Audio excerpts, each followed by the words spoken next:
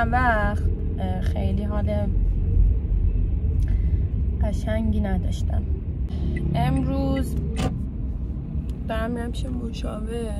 میدونی تصور آدم ها از تراپی رفتن و مشاوره رفتن اینه که مثلا حتما یه مشکل خیلی حادی تو زندگیشون باید داشته باشن که برن تراپی.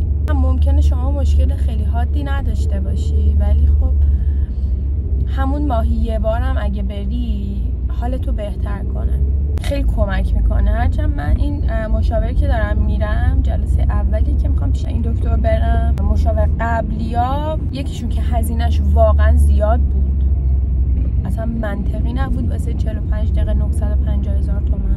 یکی دیگه شونم که هزینهش خوب بود، خیلی میدونی به دلم نمی نشست. چند جلسه رفتم پیشش، اوایلش نایس و مهربون و خوب و اینا بود، بعد یه جوری بود که احساس میکردم دارم اونجا به جایی که مثلا از لحاظ ذهنی و فردی و اینا پیشرفت کنم، بیشتر دارم سرخورده میشم. چون قشنگ نان استاپ میومد بهت میگفت آره تو این مدلی اینجوری اینجوری اینجوری اینجوری. خب یکی بهم بگو، بعد رو هر کدومشون یه دونه مثلا یه ذره کار کن. تو الان تو جلسه سوم اومدی مثلا 10 تا مشکل منو با هم بهم گفتی، بعد هیچ راهکاری هم نمیدی، فقط لبخند میزنی. من چیکار کنم؟ فقط حالم بدتر میشه به جای اینکه حالم بهتر شه و خوب شم و اینا.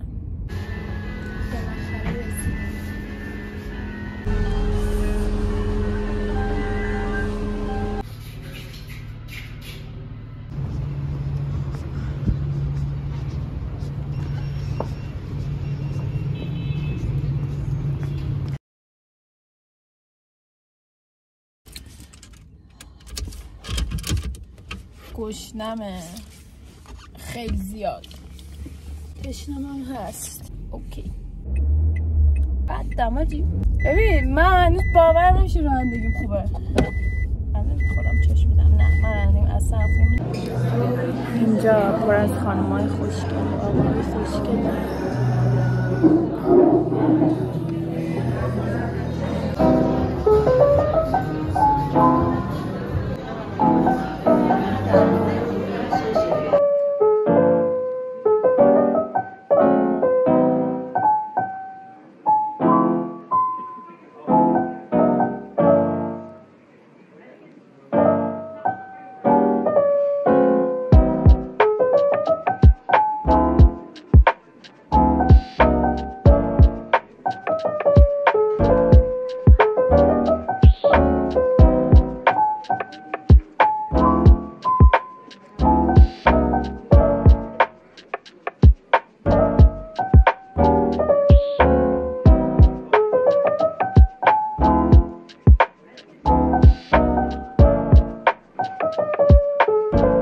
بازمانده یک روز سخت. به اتاق شلخته پشت سرم توجه نکنید. نیم ساعت فکر کنم رسیدم خونه. بعد تو این نیم ساعت زوم کنم که حداقل کمتر معلوم شه. نیم ساعت رسیدم خونه. تو این نیم ساعت فقط کف اتاق دراز کشیدم. حتی حوصله نداشتم برم رو تخت وسیله‌امو ریختم مثلا بردارم رو تخت دراز بکشم. کف اتاق دراز کشیدم. خیلی خستم. خیلی سرزده زیاده تو خونه ما همیشه. همیشه دارم فیلم میبینن. میدونی الان دارن چی نگاه میکنن؟ دارن بتمن نگاه میکنن خانوادگی. گشنمه ولی حوصله چشام باز نمیشه. برای 7 دونه پیاز سوخالی 1 ساعت منتظر بودم.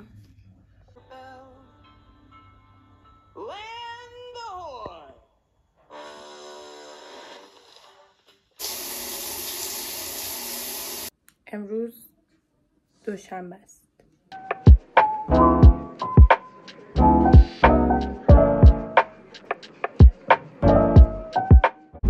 دوباره سلام. الان ساعت 3 الان. من دارم میرم بچه ها رو ببینم. امروز دوره طاقت فرسای PMS.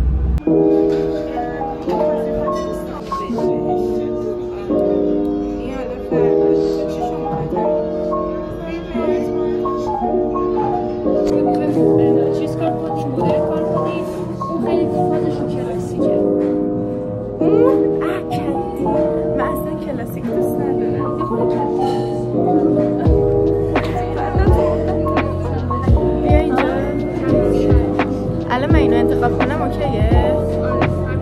خودت کدومه؟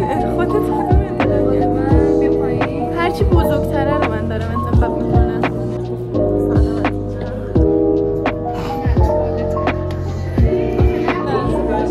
بوغلمونه.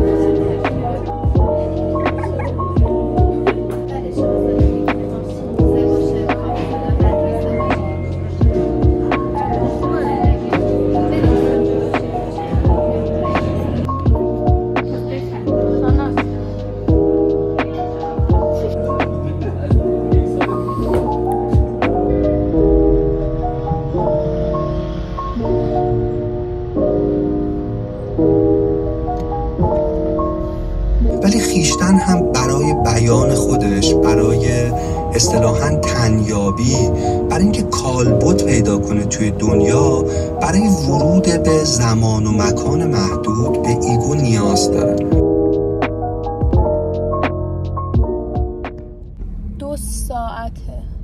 2 ساعته تو ترافیکم.